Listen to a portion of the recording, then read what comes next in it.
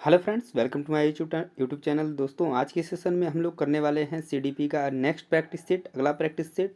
तो दोस्तों चलिए वीडियो को शुरू करते हैं। तो चैनल पे जो लोग भी नए होंगे चैनल को सब्सक्राइब कर लेंगे, और दोस्तों वीडियो पसंद आए तो लाइक शेयर जरूर करेंगे।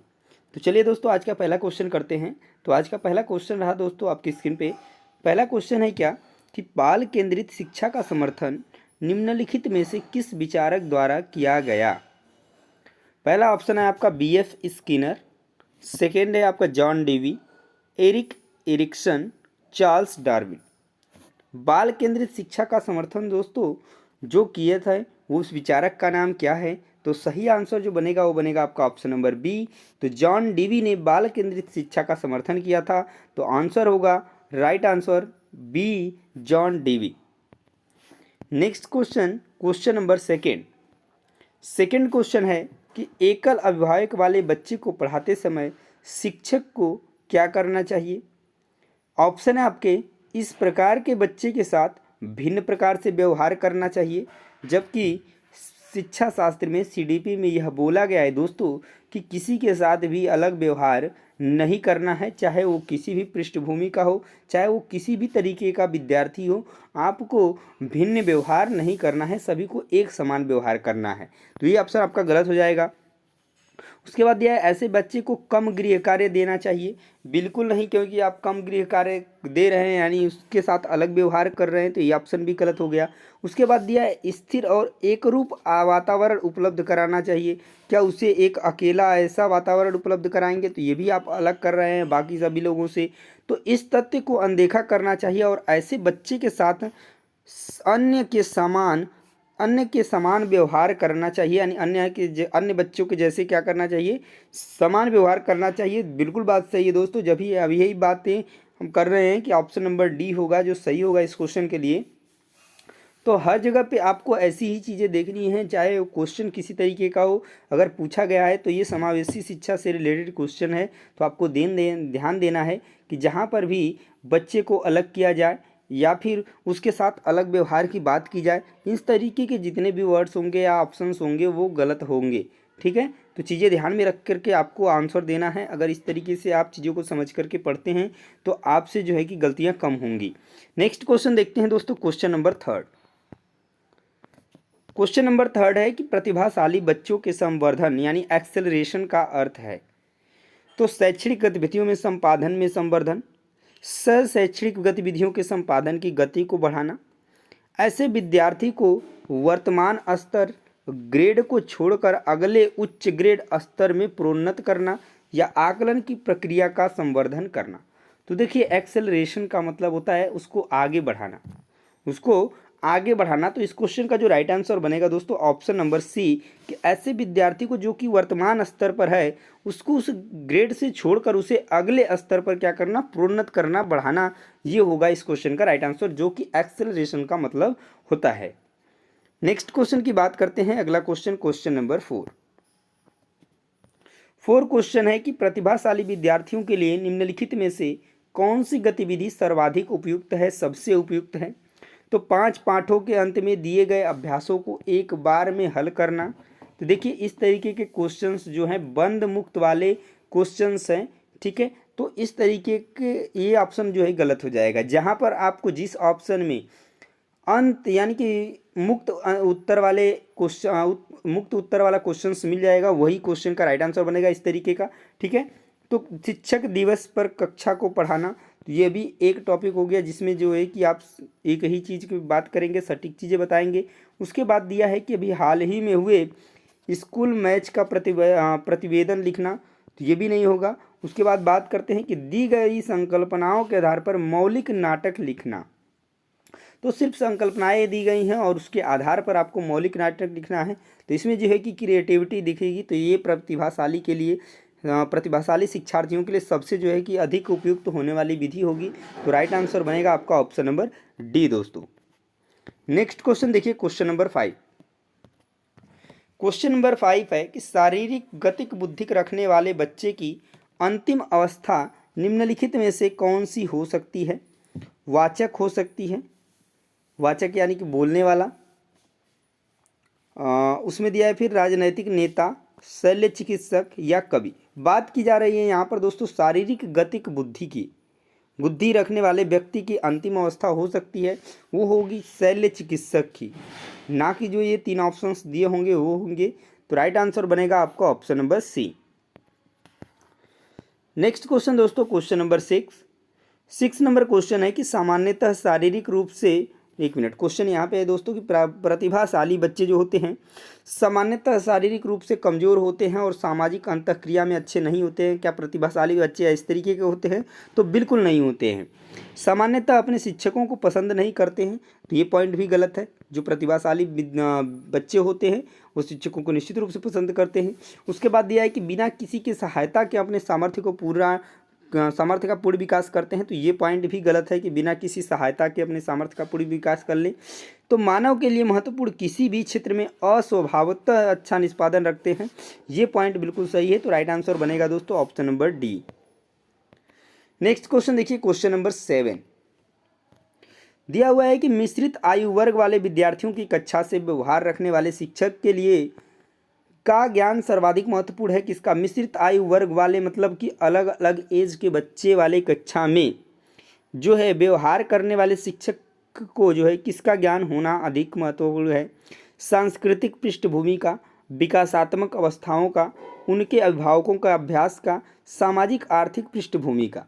देखिए यहाँ पर सांस्कृतिक पृष्ठभूमि से कोई मतलब नहीं है, उनके अभिभावक के व्यवसाय से कोई मतलब नहीं है वहाँ पर, और ना ही उनके सामाजिक आर्थिक पृष्ठभूमि से मतलब है। वहाँ पर उसको जानकारी होना चाहिए विकासात्मक अवस्थाओं का। तो ये राइट आंसर बनेगा आपका क्वेश्चन नंबर 7 का। नेक्स्ट क्वेश्चन देखिए, क्वेश्चन नंबर 8। क्वेश्चन नंबर 8 है कि शिक्षा का अधिकार 2009 के क्रियान्वयन के बाद कक्षा कक्ष आयु के अनुसार अधिक समझाती है, आयु के अनुसार अधिक विषम जाती है, अप्रभावित है क्योंकि शिक्षा का अधिकार विद्यालय में कक्षा की औसत आयु को प्रभावित नहीं करता, या जेंडर के अनुसार अधिक समझाती है। तो बात करें दोस्तों, जो शिक्षा का अधिकार अधिनियम 2009 के अनुसार आयु के अनुसार जो है शिक्षक आयु के अनुसार जो है अधिक जो है कि क्या है, विषम जाती है। तो राइट आंसर बनेगा आपका option number B. Next question है क्वेश्चन नंबर 9 नंबर क्वेश्चन है कि संकल्पनाओं की व्यवस्थित प्रस्तुति विकास के निम्नलिखित किन सिद्धांतों के साथ संबंधित हो सकती है? विद्यार्थी विभिन्न दरों पर विकसित होते हैं, या विकास सापेक्ष रूप से क्रमिक होता है, या विकास के परिणाम स्वरूप वृद्धि होती है, या विकास विषम जातीयता से स्वायत्तता की ओर अग्रसर होता है। तो इस क्वेश्चन का राइट आंसर बनेगा ऑप्शन नंबर डी कि विकास विषम जातीयता से स्वायत्तता की ओर अग्रसर होता है। अतः यदि कोई विद्यार्थी है तो जैसे जब वह छोटा होता है तो वह क्या करता है, दूसरे पर, अपने अभिभावक पर निर्भर होता है। इस तरीके से जैसे जैसे वह बड़ा हो जाता है तो वह स्वयं का जो है कि उसको अपने से क्या होता है कि अपने बारे में, अपने स्वयं पे ध्यान जो है केंद्रित करता है, अपनी स्वयं की चीज़ों को करना शुरू करता है, यानी स्वायत्तता की ओर अग्रसर होता है। तो राइट आंसर बनेगा आपका option number D. Next question बात करते हैं क्वेश्चन नंबर 10 की। बात हो जा रहा है यहाँ पर कि सीखने के सिद्धांतों के संदर्भ में इसके फोल्डिंग की बात की जा रही है, पौड़ की बात की जा रही है। एक संकेत करता है किसकी ओर? अनुरूपित शिक्षण, पूर्व अधिगम अधिकतम की पुनरावृत्ति, सीखने में वयस्कों द्वारा अस्थायी सहयोग, तो विद्यार्थियों द्वारा की गई गलतियों के कारणों का पता लगाना। तो इसका फोल्डिंग का मतलब ही होता है दोस्तों वहाँ पे की गई सहयोग जो कि अस्थायी होता है शिक्षकों का या फिर अभिभावकों का। तो राइट आंसर बनेगा आपका option number C. Next question देखिए, क्वेश्चन नंबर 11 नंबर क्वेश्चन है कि मैडम चाय खाती है वाक्य किस तरीके से है?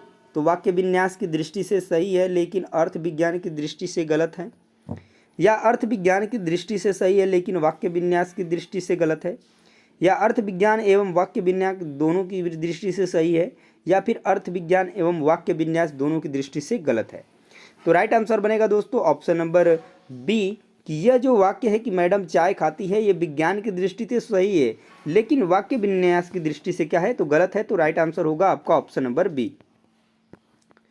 नेक्स्ट क्वेश्चन देखिए, क्वेश्चन नंबर 12 नंबर क्वेश्चन है दोस्तों कि बुद्धि लब्धांक के आधार पर विभिन्न समूहों में विद्यार्थियों का वर्गीकरण उनकी गरिमा को डैश है उसके आगे, और उसके बाद दिया है शैक्षिक निष्पादन को डैश और उनके हैं। तो क्या है, ये चीज़ें हैं। कहने का मतलब दोस्तों यहाँ पर कि जो अगर बुद्धि लब्धांक है उसके आधार पर अगर हम बच्चों को क्या करें, विभाजित कर दें, वर्गीकृत कर दें कि ये अच्छे बच्चे हैं, पढ़ने में तेज हैं, ये मंद बुद्धि हैं, या इस तरीके से जो है कि कक्षा में जो है कि अगर हम बांट देते हैं बच्चों को, तो बच्चों का क्या होगा, क्या उनका स्वगरिमा जो है कि बढ़ेगा या घटेगा, या शैक्षणिक निष्पादन जो है बढ़ेगा या घटेगा। तो यहाँ पर अगर हम बात करें तो स्वगरिमा भी घटती है, और वहाँ पर शैक्षणिक जो निष्पादन होता है तो वह भी जो है कि क्या होता है, घटता है। क्योंकि जब भी हम ऐसे बच्चे को क्या कर देते हैं कि अलग कर देते हैं और वर्गीकृत कर देते हैं समूहों में कि ये अच्छे बच्चे हैं, ये बुरे बच्चे हैं, यानी कि मंद बुद्धि वाले हैं, ये कमज़ोर बच्चे हैं, तो उनके मन में जो है कि हीन भावना उत्पन्न होती है, और इस तरीके से उनका जो है स्वगरिमा भी यानी आत्मविश्वास भी कम होता है, और उनकी शैक्षणिक प्रक्रिया पर भी प्रभाव पड़ता है, तो उनकी जो है कि प्रगति भी नहीं होती है। तो राइट आंसर जो बनेगा ऑप्शन नंबर सी बन जाएगा, यानी दोनों चीज़ें ही घटती हैं वहाँ पर। नेक्स्ट क्वेश्चन की बात करते हैं, क्वेश्चन नंबर 13 नंबर क्वेश्चन है दोस्तों कि रेवन का प्रोग्रेसिव मैट्रिसेस परीक्षण उदाहरण है परीक्षण का। तो मौखिक बुद्धि लाभदांक, संस्कृति मुक्ति लाभदांक, असमूह बुद्धि लाभदांक, व्यक्तित्व। तो यहाँ पे राइट आंसर बनेगा आपका ऑप्शन नंबर बी, संस्कृति मुक्ति लाभदांक। तो ये है राइट आंसर आपका इस क्वेश्चन का। नेक्स्ट क्वेश्चन देखते हैं, क्वेश्चन नंबर 14 यानी 14 नंबर क्वेश्चन। 14 नंबर क्वेश्चन है दोस्तों कि एक महिला ने भोजन प्राप्त करने के लिए अपने बच्चे को बेच दिया। इस खबर को जा सकता है, यानी इस खबर को कहा जा सकता है कि आधार पर अच्छी तरह से, वो गड़बड़ हो गया यहाँ पर देखिए, इस खबर को, ठीक है, इस खबर को समझा जा सकता है, ठीक है, तो किसके आधार पर, यहाँ पर मनोविश्लेषणात्मक सिद्धांत के आधार पर, पदानुक्रमिक आवश्यकताओं का सिद्धांत के आधार पर, मनोसामाजिक सिद्धांत के आधार पर, या पुनर्बलित आकस्मिकताओं का सिद्धांत। तो देखिए अगर हम बात करें कि एक महिला ने भोजन प्राप्त करने के लिए अपने बच्चे को बेच दिया, तो इसको हम पदानुक्रमिक आवश्यकताओं का सिद्धांत जो है के आधार पर अच्छी तरीके से समझ सकते हैं। क्योंकि एक जो अगर बात करें कि एक भोजन जो है एक शारीरिक आवश्यकता है, और आवश्यकताओं जो है शारीरिक रूप से जो है शारीरिक से रिलेटेड है, उससे संबंधित है। तो यहाँ पर आवश्यकता के लिए उसने क्या किया है, बच्चे को बेच दिया है, तो कहीं ना कहीं ये शारीरिक रूप की आवश्यकता है। तो राइट आंसर जो बनेगा ऑप्शन नंबर बी बन जाएगा इस क्वेश्चन का। नेक्स्ट क्वेश्चन देखिए दोस्तों, क्वेश्चन नंबर 15। क्वेश्चन नंबर 15 है यानी कि 15 नंबर क्वेश्चन कि सतत और व्यापक मूल्यांकन की योजना में व्यापक शब्द के अलावा निम्नलिखित के द्वारा समर्थित किया जा सकता है। तो बहुबुद्धि सिद्धांत, तो सूचना प्रक्रमण सिद्धांत, जेपी गिलफोर्ड सिद्धांत, एएल थर्स्टन का प्राथमिक मानसिक योग्यता का सिद्धांत। तो देखिए अगर बहुबुद्धि सिद्धांत की बात करें तो ये इससे बिल्कुल अलग है, सतत और व्यापक मूल्यांकन से इससे कोई मिलना जुलना नहीं है। जीपी गोल्डफोर्ड की बात करें तो ये भी अलग है, और एल थर्स्टन का प्राथमिक जो मानसिक योग्यता सिद्धांत है ये भी अलग है। तो यहाँ पे जो राइट आंसर बनेगा ऑप्शन नंबर बी बन जाएगा। यानी सतत और व्यापक मूल्यांकन की बात करें तो जो व्यापक शब्द के अलावा तो सूचना प्रक्रमण सिद्धांत के साथ समर्थित किया जा सकता है।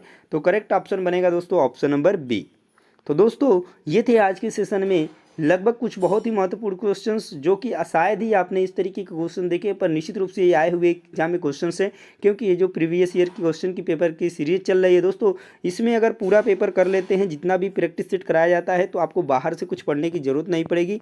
आपका सारा का सारा क्वेश्चन यहीं से फंसने वाले हैं, ठीक है दोस्तों। तो वीडियो को लाइक और शेयर जरूर करिएगा पसंद आई है तो, और चैनल को भी सब्सक्राइब कर लिए, क्योंकि आपके पास एक ऐसे जो है कि प्लेटफार्म है जहाँ से आप बहुत ही अच्छे तरीके से अपने सीडीपी की तैयारी कर सकते हैं। साथ में स्ट्रेटजी की क्लासेस भी शुरू हो चुकी हैं, वहाँ पर भी आपको सारी चीज़ें मिलने वाली हैं, साथ में नोट्स भी प्रोवाइड किए जाएंगे। तो ऐसे से बेहतर जो है कि आपको प्लेटफॉर्म नहीं मिलेगा। तो दोस्तों मिलते हैं नेक्स्ट वीडियो में, तब तक के लिए जय हिंद, वंदे मातरम।